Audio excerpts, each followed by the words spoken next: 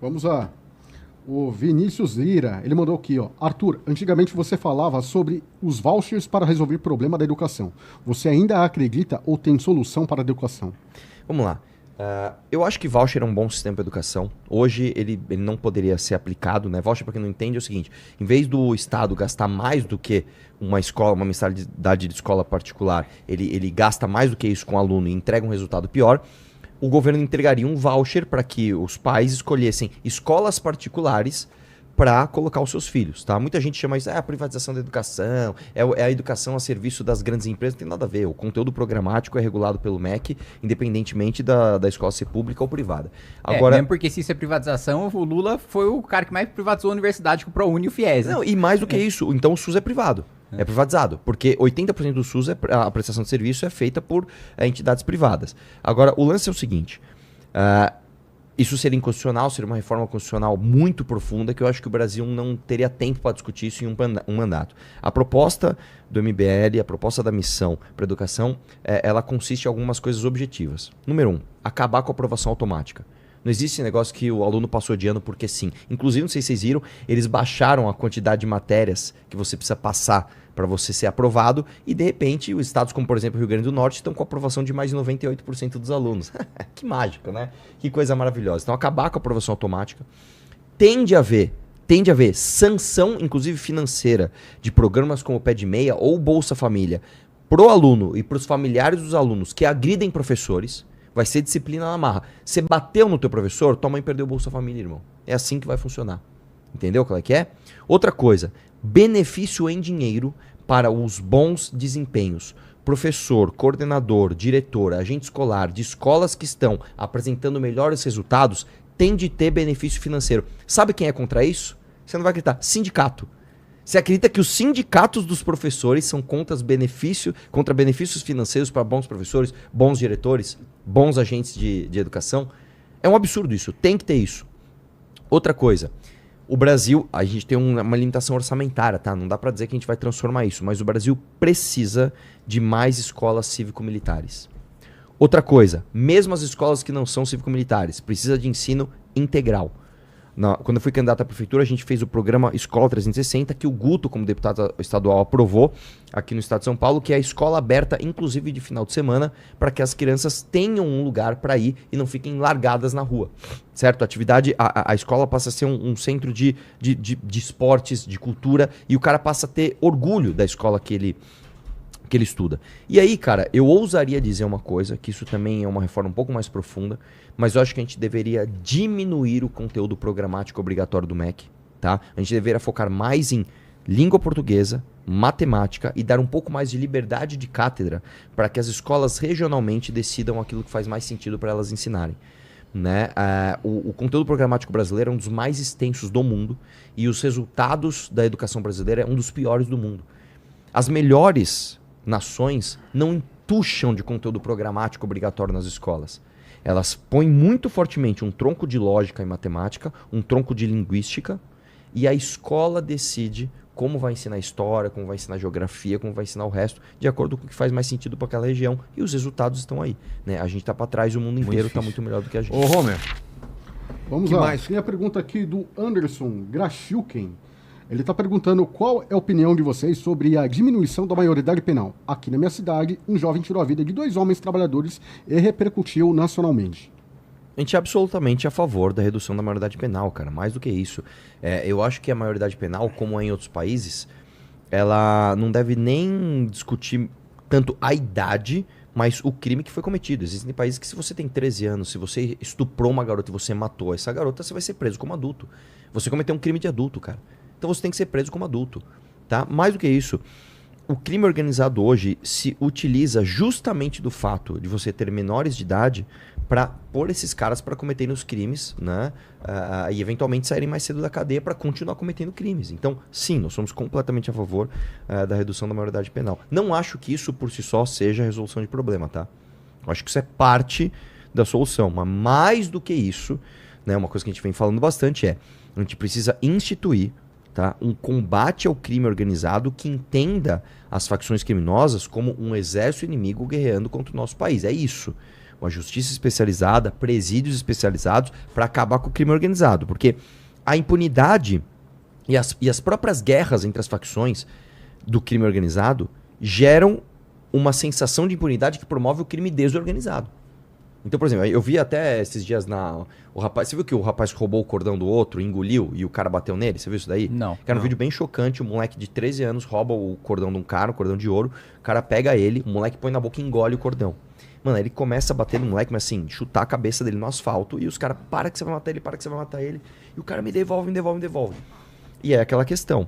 Por que isso está ocorrendo em tamanho volume? Eu vi na live hoje, agi hoje na live, que mais de 100 celulares são roubados por hora. Nós estamos aqui é 2 horas e pouco, mais de 200 celulares foram roubados durante essa live, velho. Por que isso acontece? Porque nós temos um crime organizado que gera uma sensação de impunidade tão grande nas pessoas que o crime de ocasião também aumenta. Entendeu? Tem mais perguntas, Homer? Tem aqui do Roberto Santos, ele está perguntando o que muda na prática a classificação do PCC e CV como grupos terroristas. Eu acho que a principal consequência é asfixia financeira, né? Porque a partir do momento que você entende como terrorista e inclusive comunica isso para outros países, isso facilita acessos de controle e lavagem de dinheiro de mecanismos internacionais. Tem o GAFI, por exemplo, que é um mecanismo aí que países da ONU têm acesso, que você... Como, por exemplo, tem o Hezbollah ou tem a Al-Qaeda, né? Vários países consideram como organizações terroristas. Ele tem a capacidade de asfixiar financeiramente e dialogar com as justiças e com os ministérios públicos dos outros países e com os bancos centrais dos outros países para fazer essa asfixia. E um outro ponto que me vem à cabeça também é que, excepcionalmente, para crimes envolvendo terrorismo, ato preparatório é crime. Porque, em regra, ato preparatório não é crime. Porque você tem ali fases ali da execução do crime. Primeiro, você pensa, né? Em nenhum caso pensar cometer crime é crime. Depois você prepara. Depois você executa. Depois você consuma, né? Tem essas 4 fases. Se eu, por exemplo, encontram lá na minha casa todo um plano, tipo, que horas o Vilela sai de casa, que horas o Vilela chega em casa. Que foi, mano? Eu só tô falando do Vilela, não tô falando nada de baixo, cala. O cara já começa a rir. Tô esperando a hora que vai chegar alguma coisa aí. No seu ano, Mas boi... Não, brincadeira.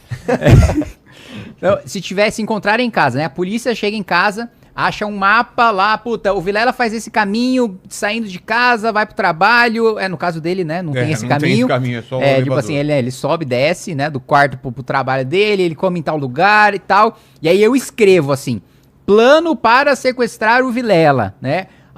Tal dia, tal horário, tal, eu vou lá, compro uma arma, né? Tem todo o plano, tá tudo estruturado. Eu me preparei para sequestrar o Vilela. Se a polícia entra, eu não cometi nenhum crime. Porque preparar para você cometer um crime, em regra, não é crime, né?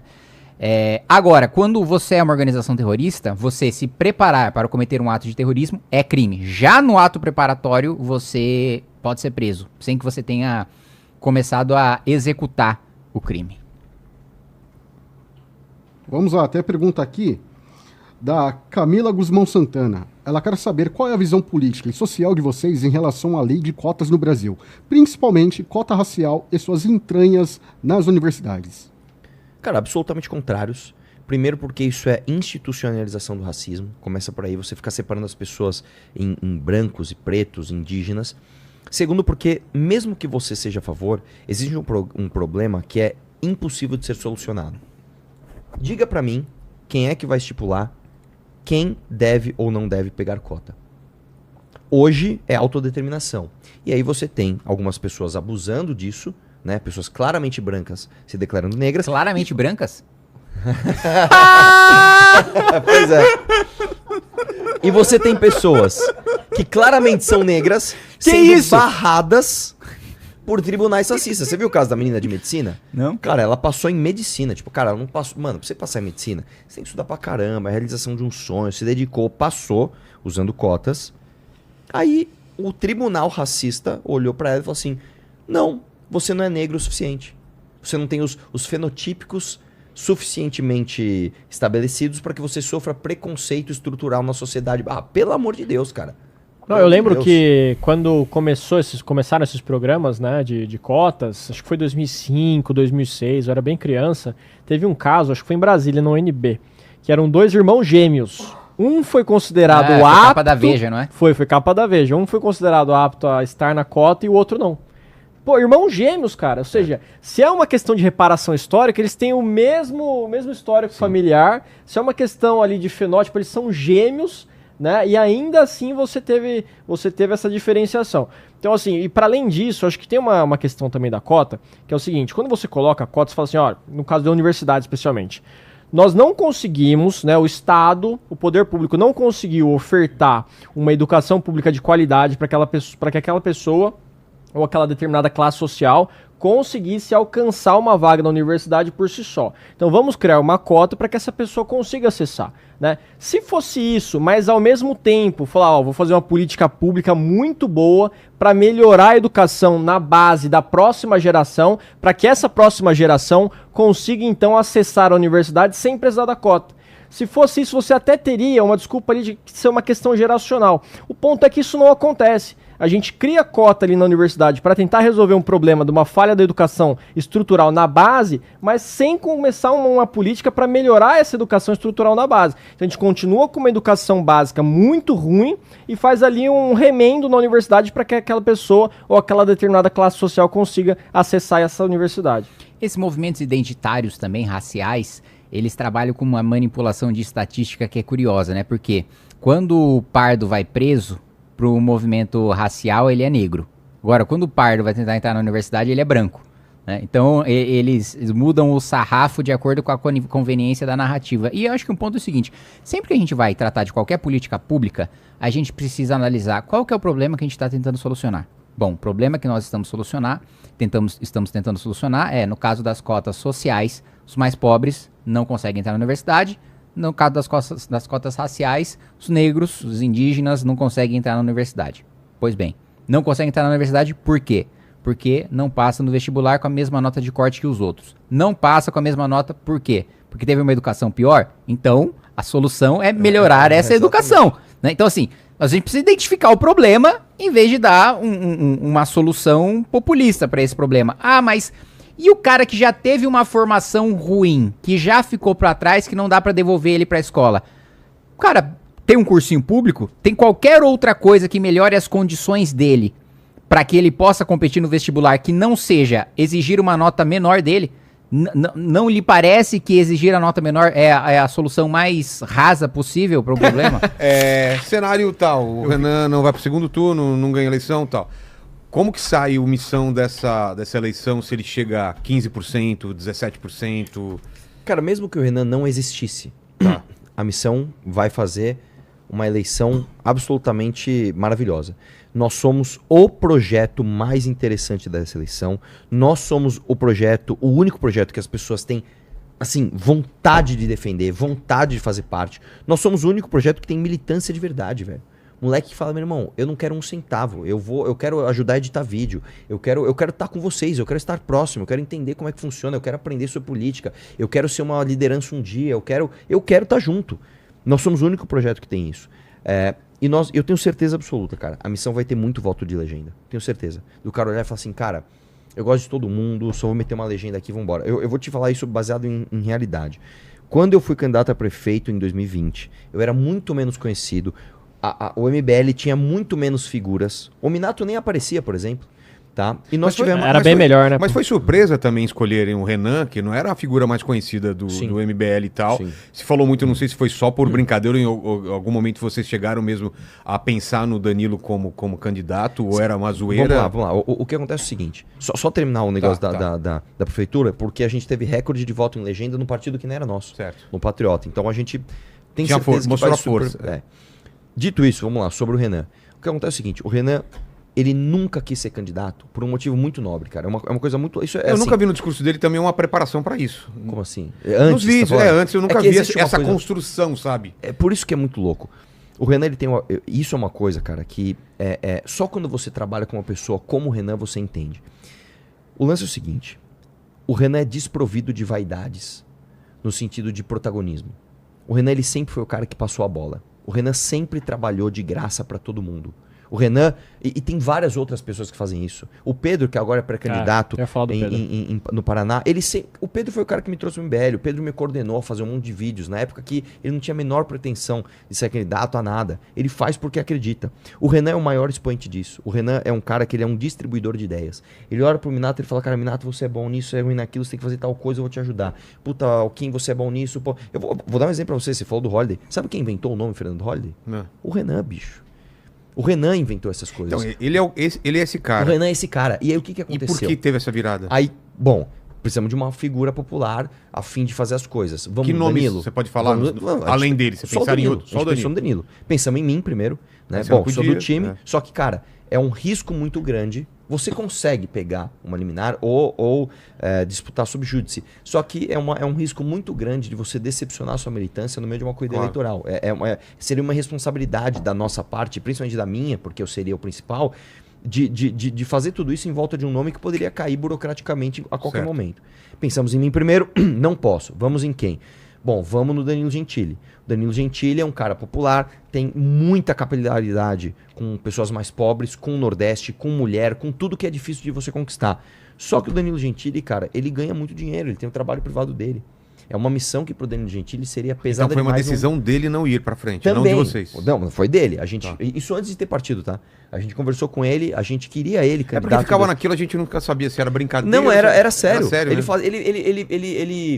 Ele media a temperatura com essa brincadeira, mas era uma brincadeira meio séria. Porque o Danilo, no melhor sentido da palavra, ele já é político. Total. Ele já tem os ônus de ser um político. Ele se posiciona politicamente, ele não é covarde, ele bate em tem que bater. Não, ele tem mais ônus do que bônus. Ele caralho, só perde com isso. Eu falo isso pra ele. Ele não ganha nada com isso. Eu falo isso pra ele toda hora. Cara, você já tem um ônus, velho.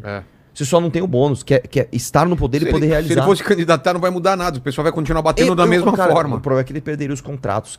Isso é outra coisa, tá? Sim. Você toca na política, irmão. Esquece. Por exemplo, esse episódio não foi patrocinado pela Insider, né? A Insider não patrocina nada que a gente chega. Tudo bem, mas é verdade. A gente não tá mais com Insider. Então que seja. Mas várias vezes eu fui em lugares patrocinados. Esse episódio não vai ser porque a Insider não toca em política. Bom, fale por você. Eu acho que o problema não é política. Não. No nosso eles esqueceram que nós ganhamos camiseta. Mas enfim, isso é outro papo. O Danilo, ele perderia esses... vou dar outro exemplo. Pega o Reni. O Reni, quando ele saiu da política, irmão, o Reni tá estourado em ganhar dinheiro, velho. Tem patrocínio de tudo quanto é coisa, fazendo palestra no Brasil inteiro. O cara tá bem pra caramba. Ele ia sair, né, como senador, né? Aí ele saiu como deputado, teve mais de 100 mil votos. Mas ele ia como senador, não ia? O Podemos não quis na época. Tá. Mas o lance o fato é que o Danilo teria que abrir mão de uma coisa que ele não quer abrir mão agora. A gente olhou pro Renan e falou, Renan, eu sei que você não quer, cara. Eu sei que você se preocupa nas pessoas acharem que o MBL ou a própria missão é um projeto personalista. Mas nós estamos aqui para dizer que não é. E eu falei para ele, eu de verdade, eu não tô brincando, essa conversa existiu, eu fiquei putaço com ele. Eu falei, cara, você não tá entendendo. Eu não vou fazer campanha para ninguém. Se não for você, eu não vou fazer, cara. Eu não vou fazer, eu paro agora. Eu sou o maior doador da missão. Eu dediquei a minha vida para construir essa porra junto com você. Né? Se você não for candidato, eu estou indo embora, cara. Você não tá entendendo, eu tô saindo fora. Você é um cuzão se você não ir. Se você não for. E aí ele falou, bom, então bora. E o Renan, como tudo que ele faz bem feito, cara, eu acho que não teria ninguém mais legítimo para ser o candidato do que ele. Porque, cara, você vê... O Renan, ele exerce uma coisa que é muito louca, que assim, é uma liderança genuína. As pessoas genuinamente admiram e querem aprender e querem seguir o que o Renan tá fazendo. Entendeu? Não é aquela coisa forçada, porque, sei lá, ele é filho do dono, ou ele é amigo do dono, ou ele tem poder financeiro. Não, cara. As pessoas genuinamente admiram a inteligência, a genialidade do Renan. E é uma coisa que... Isso é uma coisa, ó. Isso eu posso falar acima de todo mundo do MBL. Eu fui o renanista número 1. Ninguém vai falar nada acima de mim, não. Eu já falei. Eu falei antes de todo mundo. Eu sou o primeiro renanista. Em 2016, 2017, quando as pessoas ainda ficavam com aquele preconceito, Arthur, você é bom, mas o MBL é ruim, por causa do bolsonarismo na época, eu falava, cara, vocês não têm noção do quanto o Renan é genial. Vem participar de uma live comigo, vem fazer vídeo comigo. Eu sempre quis que o Renan se tornasse porta-voz, porque ele é o melhor de todos nós. A verdade é essa. O Renan é o melhor de todos nós. E que bom que o Brasil tá tendo a chance de ver isso, cara. E debate, o Flávio e o Lula já se manifestaram. Parece que o Lula não vai Os dois estão aviltando. Os dois estão dando sinais de... a campanha avalia se vai, avalia se não vai. Eu acho o seguinte, mesmo que os dois não compareçam aos debates, a partir do momento em que o Renan vai ter o espaço em TV aberta, vai atingir um público que ele nunca atingiu. O principal problema dele hoje é desconhecimento. Ele tem o melhor conhece e vota, né? Então, quanto mais pessoas conhecem, mais pessoas declaram voto. Vencer a barreira do desconhecimento quando começa a campanha é fácil, porque todos os veículos chamam para sabatina e o Renan deve ser chamado para debates. Praticamente todos que a gente tem conversado até agora dizem que vão convidar. Ele vai ter o espaço, os outros não vão utilizar, ele vai começar a crescer sozinho, vai atacar os seus adversários sozinho, vai apresentar suas propostas sozinho, e até que vai chegar um momento que, principalmente a campanha do Flávio, vai falar, bom, ele vai me ultrapassar, não tem mais como eu faltar. Vou ter que me defender, vou ter que rebater aquilo que ele tá falando no debate. E aí, acho que o único que tem condição, e mesmo assim eu ainda não teria essa segurança toda, de não ir pro debate para ir só no segundo turno, é o Lula, porque não tem nenhum concorrente à esquerda dele que possa tirá-lo do segundo turno.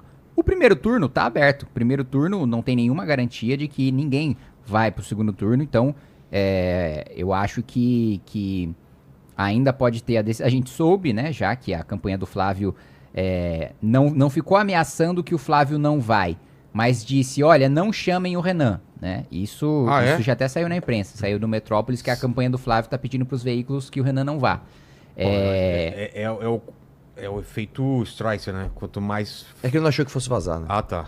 Porque aí agora não quer que apareça... Não, eu não falei isso, o Renan que falou. Tá, porque você quer esconder uma coisa, não faça isso, que aí que a galera vai falar, não, tem que ir. Todo mundo vai querer que vá. Só que assim, é muito burro por parte dele, porque isso, óbvio, é uma orientação dele, falar pra equipe de campanha dele, fazer essa pressão nos veículos e achar que um jornalista não vai vazar quando você pediu para o jornalista pro Renan não ir. Então assim, né? Sim. Total. Emblemático aí do amadorismo da campanha. Senhores, é isso. Se estiver faltando alguma coisa, agora é a hora. Redes sociais, e agradeço demais todos vocês, menos o Kim. Deixa eu só falar uma coisa antes que talvez a gente não tenha deixado muito claro isso.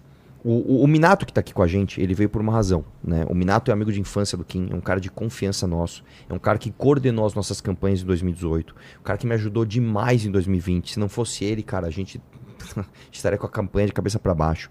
É um cara que foi subprefeito, foi o melhor subprefeito, acho que da história de São Paulo. Mano, fechou baile funk, foi pra rua fechar baile funk, sofreu ameaça e vai fechar mesmo e foda-se. E prendeu o maluco da Enel, que tava pedindo propina pra galera. É um cara que tava nos bastidores desde o início, que você entra na rede social dele, você vai ver, cara, fotos com o MBL lá dos bastidores desde 2016. Então, é um cara que eu tenho muito orgulho de falar que tá no nosso time. Eu quero muito que você que tá aí siga o Rafa Minato, tá? Qual que é o arroba? É arroba Rafa Minato SP? Rafa Minato SP. Rafa Minato SP. Porque, cara, quando eu fui caçado, eu falei no meu discurso o seguinte: vocês podem cortar minha cabeça e outras vão nascer no lugar. Cara, que bom que o Guto está lá. Que bom que a Amanda virou vereadora. Que bom que o Renato também vai virar deputado estadual. Eu não sei se eu posso falar isso, né? Do Minato na Lesp, é melhor não falar. Não pode falar. Mas eu quero que nasçam outras cabeças para representar aquilo que eu fui. E se você gostou do meu trabalho lá, escuta, cara, eu estou falando de pessoas que vão realizar trabalhos muito melhores do que o meu. Porque eles não mandam áudios, tá? Esse cara é um homem sério, tá aqui com a aliancinha dele, aqui, ó, bem serinho ele. Então, por favor, conheçam o trabalho do Rafa Minato, beleza? Cara, o que eu tenho pra falar é que assim, você que tá assistindo a gente, não precisa acreditar nisso tudo que a gente tá falando, sobre plano de governo, sobre propostas do Renan, essas coisas todas. Eu tô subindo no meu Instagram agora, nos stories, o link com o PDF do livro amarelo, aquele que a gente mandou como plano de governo do Renan e do partido. Então entra lá, baixa, tem 50 páginas, cara, em 2 dias você consegue ler isso, tá? Vai lá, baixa, lê as propostas, procura a mesma coisa aí de outros planos de governo, você vai ver, não tem nenhum tão bom quanto. Então entra lá no Rafa Minato SP, tá lá nos stories o link com o PDF disso, faça isso. Se você não quer acreditar na gente, leia você mesmo e leia outros e compare. Aí você vê qual que vai ser o melhor. E eu digo mais. Você entra aí na minha rede social, Kim Kataguiri, e vê o último corte que eu postei. É um corte muito bom, falando sobre como... eu perdi, cara. Eu explico técnica, precisa e sobriamente como é que o orçamento obrigatório, pelas obrigações constitucionais, vai ultrapassar 100% das despesas discricionárias e, portanto, não haverá margem nem para investimento, que é aquilo que dá o retorno a longo prazo, nem para gastos, porque, veja, apesar de o nome falar gasto discricionário, um dos gastos discricionários é você pagar a conta de luz, é você pagar a conta de energia. Então, os ministérios irão trabalhar literalmente no escuro que eu descrevo, inclusive nesse corte que eu... Sai daqui! Nunca mais volta! Sai daqui, Faz né? esse corte agora! Faz esse corte aí! Na cara! Caralho, que desgraçado, mano. Na próxima vez com o extintor, entendeu? Mano, eu vi que tava tendo uma movimentação. É, todo mundo sabendo, ó. Todo mundo Mas pior que a sabendo. movimentação não era essa. Você tava falando, o Lene colocou a minha imagem olhando aqui, É. o Minato rindo, Exato. aí tava rindo disso. não foi disso. Valeu. Já tomou banho de hoje, né? Vamos lá. É o sai daqui, né? Sai daqui. Nossa, cara. Caralho. Você achou que ia sair leso depois de falar do meu cu? Manda aí. Bom, Não, agradecer. você não falou, né, Arthur? Rede social? A minha é Arthur Moledoval no Instagram, segue lá. Vamos lá. Bom, agradecer demais para você que chegou no final desse papo. Se você ainda não deixou seu like, tá panguando. O papo foi sensacional, então deixa aí seu like, se inscreva no canal, torne-se membro.